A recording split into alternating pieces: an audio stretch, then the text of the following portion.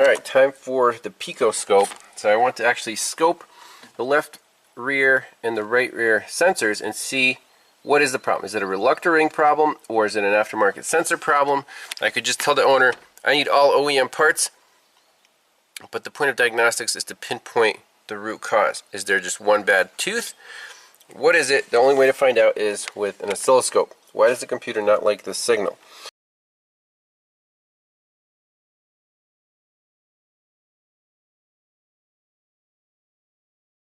So let's graph both wires of the left rear sensor. So I'm hooked up at the ABS module. There are two channels. So key on. One of them goes high to 12 volts. The other one rises up just a little bit. Now I'm just going to roll it.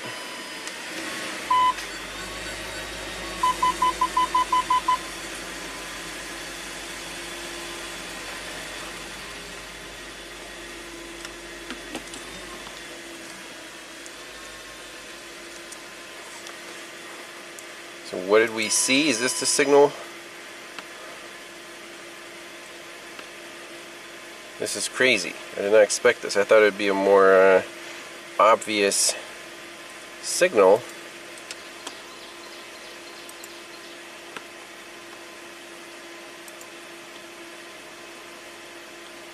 You see little tiny pulses there. It's not very helpful, right? It must be a smart sensor. This is why we're getting a no good right now. Completely unexpected. So the sensor, picks up the tone wheel, but it doesn't send that exact square wave to the ABS module. It might send little tiny pulses. Who knows? But we have to compare known good to known bad, and it looks like one wire is the power feed, and the other wire, this one must be a signal wire.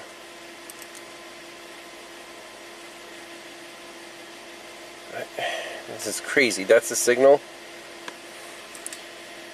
and even when I turn the key on, it's just boom, boom. Here's where I started the engine, so we weren't even moving here. When we start moving, things change. Pretty interesting and weird. Alright, so we're doing 4 channels now. Channel 1 and 3 are on the positive wires for the left and the right rear wheel speed sensors respectively. Channels 1 and 4. Now let me make sure we're doing this right. 1, 2, 3, 4. Well, I guess channel 1 and 4 are going to be our signals, so we turn that on. So we see those spikes. They have a slight delay there, so they're not exactly the same frequency. Okay, but this is coming from the sensor. We can unplug a sensor and see what it does.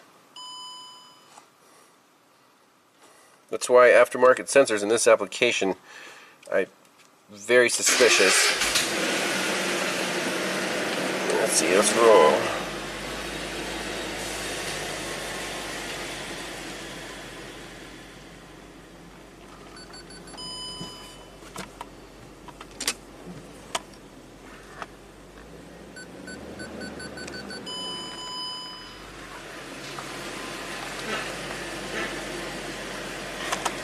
Okay, let's pause the recording, see if there's a big difference.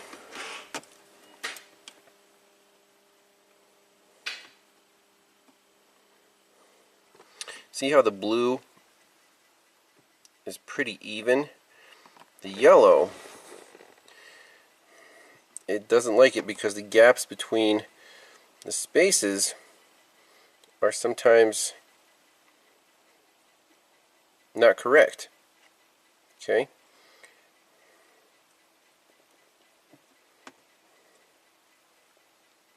So that's just noise right there.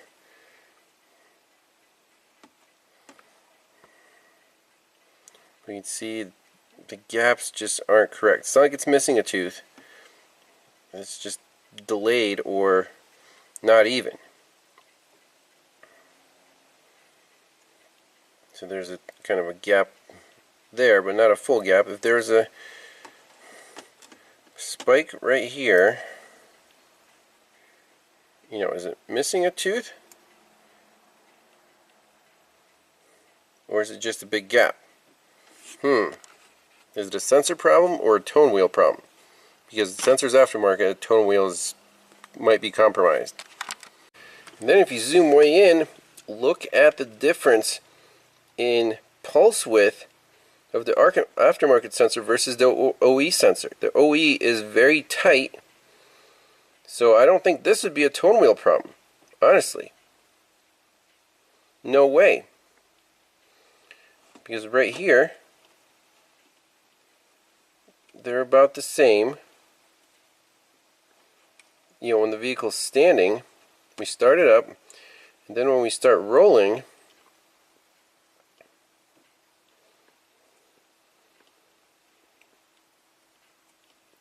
the difference becomes more apparent. See that little tiny spike?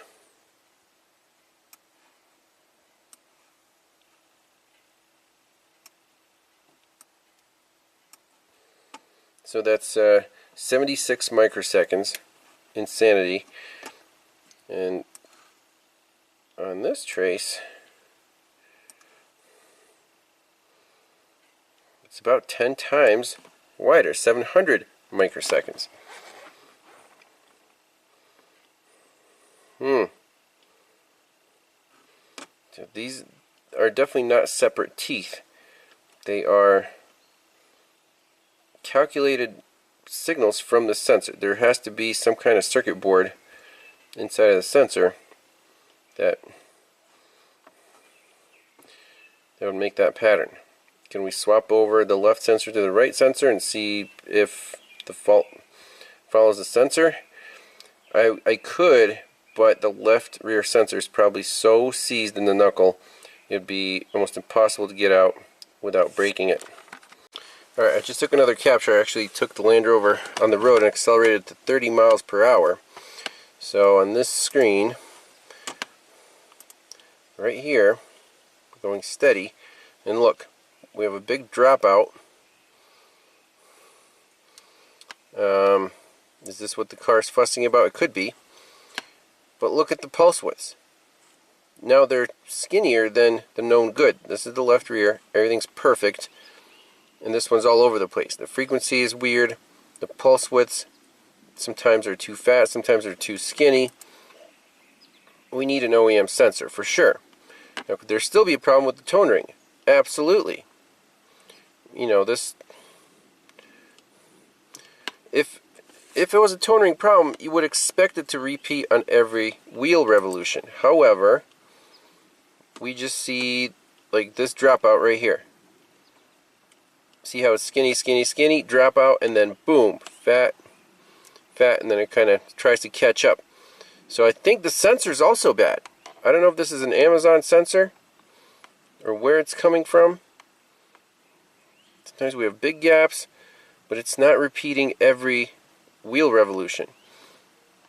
We could even calculate how fast the wheel is spinning.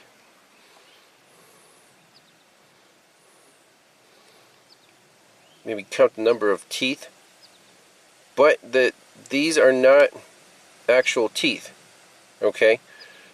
Because when we're not moving, we have a fixed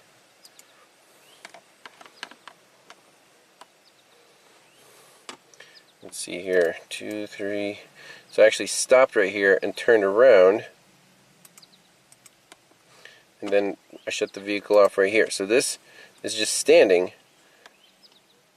It's basically saying, hey, we're going 0 miles per hour, whatever this frequency is. When you start rolling, you get these. But there should never be a dropout.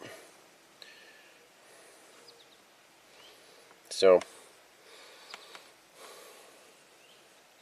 I would start with an OEM sensor, pop that in since I don't trust this at all.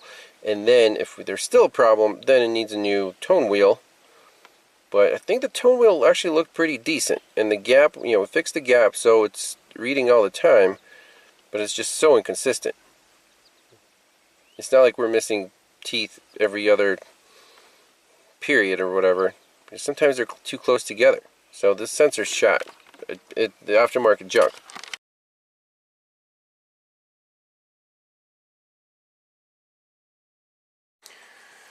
Back to the 2008 Land Rover, Range Rover supercharged ABS Saga. So the owner sent me a used OEM ABS sensors. I told him this aftermarket thing is not going to work. It's electrically weird. Not quite sending the right signals. It still sets a code, and the whole truck lights up like a Christmas tree. So here's a used sensor. I got it plugged in. Let's do our resistance checks. Then install it. Make sure the air gap's close enough. Take it for a test drive. Put a scope on it and see if the signal is better than it was before. Alright, if you remember on this wiring diagram, I recorded the resistance values measuring one way and the other way for all three sensors. And now with the OEM sensor installed, the used sensor, it's exactly the same as the other three. So about 8.8 mega ohms going from pin 7 to pin 8 right here, pin 7 to pin 8. If we reverse the pins, just do it on my meter, it's a little easier. Measure the other way, about 5.0, so that's equivalent. So at least electrically, this one is good. Continuity is good. Let's hook up the PicoScope and take this thing for a test drive and see if the left and the right signals are exactly the same now. Alright, so I'm just using 2 channels this time.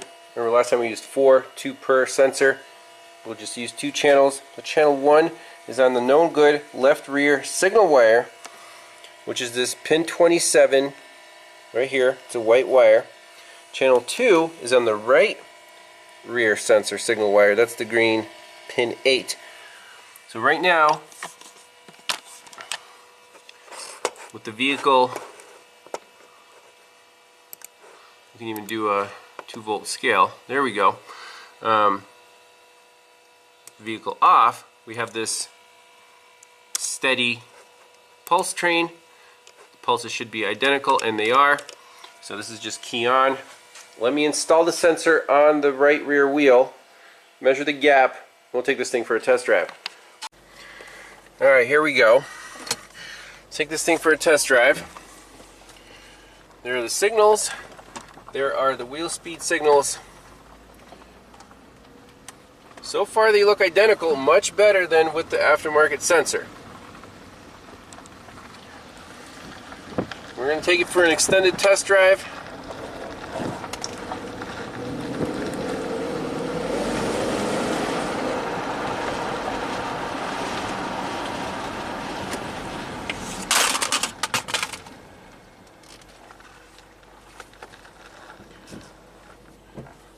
Let's take a quick peek. I'm going to save that capture.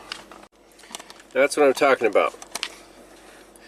I don't see any glitches or weird gaps in the right rear wheel speed sensor. No dropouts. Everything looks great. This is the left rear. Well, we'll see. We'll see if it sets a code. If the truck is happy with it, then I'm happy with it. But on the scope it looks much better, much cleaner, much more consistent than that aftermarket sensor. We didn't have to modify the sensor or anything. Just clean up the hole, stuck it in there. We have a nice, clean, consistent signal. You may ask, why is that little notch skinnier than the next one? I don't know. Keep in mind the tone wheel is not ideal. Overall, it looks very consistent. That's what we're looking for. So I'm going to save this and we're going to keep driving. Well, I guess we're getting somewhere. That was the first 10-mile drive on the highway with no crazy warning messages. Yes, the ABS and brake lights are still on. The only warning that popped up in the display was check coolant level. Happened once about 10 minutes into the trip. The owner said that that's been going on. If we have time, we'll diagnose that if he wants. But the main customer complaint is resolved. I'm confident of that. It took proper rear right axle installation and an OEM ABS wheel speed sensor. Aftermarket junk doesn't work. I don't care if it's new. I'd rather have a used OEM part. You saw it. We just put it in, no modifications. It works great. Look at the wheel speeds. Rear left, rear right. No issues. The computer isn't fussing at all. So let's take a picture of that. Let's read all the codes one more time. See if anything was stored. Look, no codes in the engine computer. One code in the transmission. One code in the cluster. All-terrain control module says system faulty. So let's pause it right there, and that'll be our code scan after repair. So we'll do post scan. Put OEM right rear wheel speed sensor. Okay. So let's see what codes are still present. Transmission says lost con with instrument cluster. Instrument cluster says lost con with remote driver utility module. I don't know what that is. Ride level control module. It's still fussing about something in the ABS. And then it doesn't like how the pressure is increasing too slow when filling the reservoir. The all-terrain control module is fussing because there's a problem with the ride level control and the ABS. And vehicle dynamics control says pressure sensor circuit and lost con with ride level control module. That's it. This code is an internal fault in the module because a bad junkyard part was installed. So I don't know if the owner wants me to address that, but we can at least definitively say the main customer complaint is addressed. We'll reach out to him and ask him what else he wants us to do with this Land Rover. So quite the saga, but you have to trust and follow the data. Oscilloscope here was key.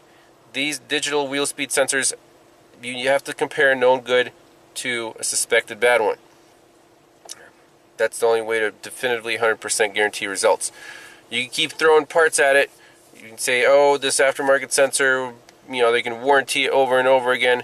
You're not going to get anywhere. You'll be wasting time, wasting money. So we'll keep going, but that's it for the main ABS diagnosis. Pretty crazy one. Oh, by the way, almost forgot. The main customer complaint was he couldn't pass the his state emissions inspection because the check engine light was on because of the ABS problem, which we resolved. So now, most of the monitors are complete. There are no codes stored, just evap and O2 sensor are left to go. Read fault code. No fault code. That's great. So hopefully he'll be happy with that. If he wants us to do any of the other diagnostics, we'll do that. But the main customer complaint is absolutely resolved. So simply beautiful. But that was quite the interesting diagnosis and repair.